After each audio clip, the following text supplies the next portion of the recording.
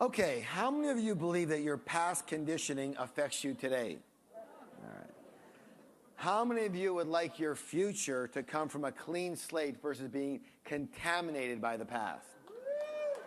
So to do so, we have to spend a little bit of energy clearing some of your past energy and blocks that might have been holding you back in this arena. And one of our objectives for you this program is to get this. What's the word, please? Clarity. What most people believe is, what clarity is actually not really accurate in this sense here. Because the first big misconception is that clarity is not necessarily about knowing what you want in this arena. Does that make sense? It's not that. You know what clarity really is? It's this. Nice and loud. What is it, please? It's simply lack of obstacles, as in clear water. What's clear water? It's natural water that has no what? Obstacles in it. A clear reception on your television or radio, right? Clear skin. Clearing your throat. Does that make sense to you? Yes or yes? So clarity, therefore, is a natural state. Clarity is natural. Say that with me. Tell somebody else, please. Clarity is natural. Without obstacles, you have clarity. Does that make sense? And therefore, clarity doesn't come from finding anything. It comes from clearing, removing, and releasing the blocks that are in your way of you uncovering what's already there and completely natural. Does that make sense? All right, good. That a little different way of looking at it, yes? Okay, good. So, it doesn't matter how talented you are, how smart you are, how in tune you are, if you are still trapped by your past, and in particular, your family history, you will have difficulty finding your own true path. So based on your past, especially your childhood, what types of messages did you receive about work and career? When I was growing up, after I got out of the I want to be an astronaut stage, then I had three choices that my parents gave me. I could be an accountant, a lawyer, or a doctor. Those are the three. Because they're all what? Professionals. You have to be a what? A professional, right? And so I couldn't stand the sight of blood, so doctor was out. Even worse was the sight of reams and columns of numbers, so accountant was out. And so that left me with what? I had to be a lawyer, right? I never even thought about it. I never said, do I want to be a lawyer? Just that's what I was supposed to be, right? Because the other two were out, so that was left. And, I could speak a little bit, so I could be a lawyer. At that time, I couldn't even speak really well. So I just always assumed that I would be a lawyer, and my parents always assumed that I'd be a lawyer. And from the time I was 12 years old, they say, oh, look at your son here. Yeah, he's going to be a lawyer, And so that was just the way it was. I went to school, my first year of university. If you got decent grades, you were allowed to go to the law school in the last week of their semester to see what it was all about. And so I took advantage of that week. And after the first day, I came home to dinner with my family there and my brother-in-law and sister there, and I made an announcement. And I said this, I'm leaving school. I wouldn't be a lawyer if I made $1 million a day. I hated what I saw. It's all about rules, and I'm the antithesis of rules, all right? That's not my thing at all. It's for perfect for somebody else, but that's not me. Oh, my God. Raise your hand if you know what I'm talking about here. It never even dawned on me that what I was moving towards wasn't even close to what I'd be interested in, yes? Just one of these assumptions, right? And so when I made that statement, I think you can imagine what happened.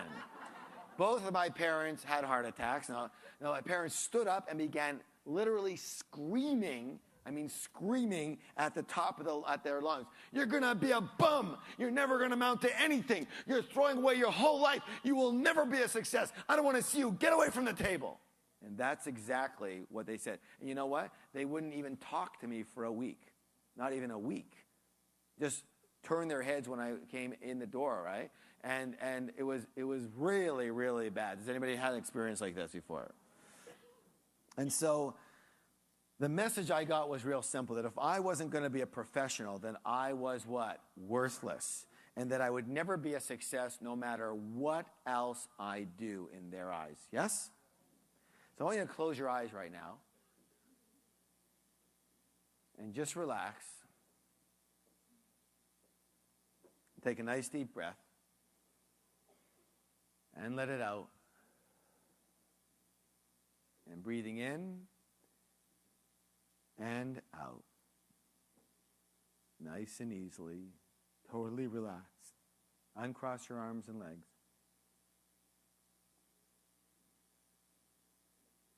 Nowhere to go, nothing to do. You are in the perfect place right this moment, or you wouldn't be here.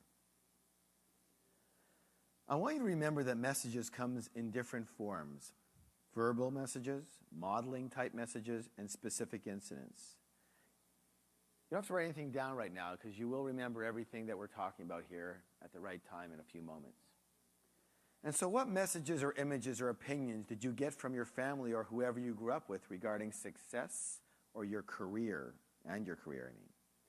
What messages did you get as to what careers were valid and appropriate and what types of careers weren't?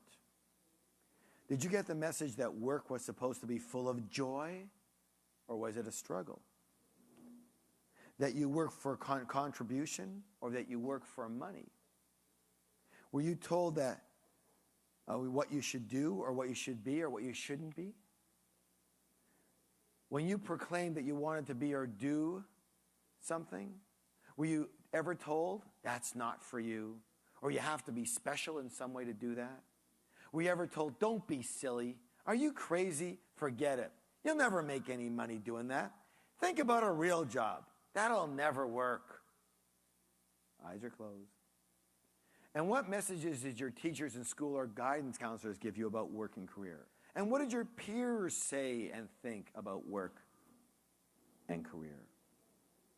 And now also, so you remember all that, and now let's go to what you modeled. What did you model? What were your parents or guardians like in the arena of work? Did one or the other have a steady job? Were they in their own business? Did they have a long-term career, or were they constantly jumping around from job to job or business to business? Did your parents do what they loved to do or what they had to do? What was the message there? Was work a joy or was it a sacrifice? Were you even supposed to have a career or a business? And also, did you ever have any emotional incidents that occurred that directed you in a certain way? Did anyone close to you ever get fired or go bankrupt?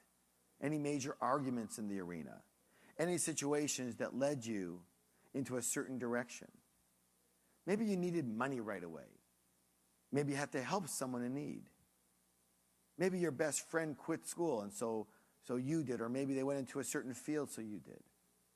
I want you to go back right now to everything that you heard, everything you saw, and any specific incidents that led you towards messages that you got around work and career when you were young or even a teenager. Again, consider what you heard, what you modeled, and any specific incidents. Whether they're supportive or non-supportive messages. We want them all out there. Pick up your pens and notebooks and write down the messages you got about work and career when you were young. And now, and along with what you've written there, the next part is this. How has your life, how has your what? Reflected these messages that you got? Is your life in alignment with these messages, or are you the opposite of these messages, and in what ways? Take a minute to write that down. How has your life so far reflected these messages? Are you in alignment with them? Is this the messages you got? Is that how you're living? Or are you exactly the opposite, possibly? And in what ways? Go ahead, take a minute to write that down, please. One of the biggest issues regarding choosing our path for most of us was gaining the approval, the what? Of other people, especially mom and dad and those who are closest to us. So, related to work or career, assuming, what's the word? Assuming for a moment you were unconsciously trying to gain approval from someone or trying to prove something to someone, who would it be to in that arena? Could it be a parent? or a partner or spouse or your kids, and it could be current also. A lot of people do what they're doing because they want to prove to their spouse or their kids or their spouse that they can earn a living, or that their kids that they're heroic, or that they you know what I'm saying? So check this out. And again, assuming for a moment you're unconsciously trying to gain approval for someone or trying to prove something to someone, who would it be possibly? Parent, partner, spouse, kids, other family members, teacher, yourself. You can have more than one. Again, come from the past and come from the present. So write down who that might be if you were trying to prove something, or you're trying to gain approval from certain people in this arena. Who would it be? Go ahead and just write down a couple of them if you have them. If you don't have them, search a little deeper.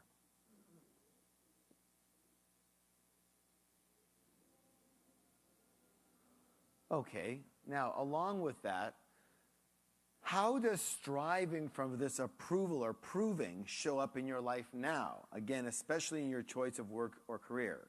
In other words, maybe you're doing what you want to do to get mom and dad's approval, or your spouse's approval, or your kids' approval, or to prove something to them or to yourself.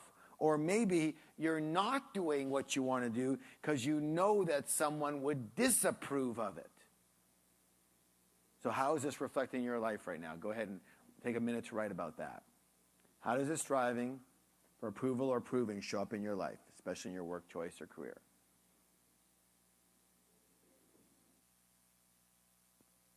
Okay. Raise your hand if you had any notices or insights or validations on that exercise.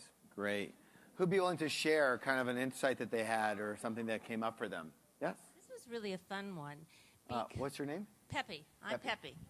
A woman named Peppy. I want you all to remember that because that's my author title.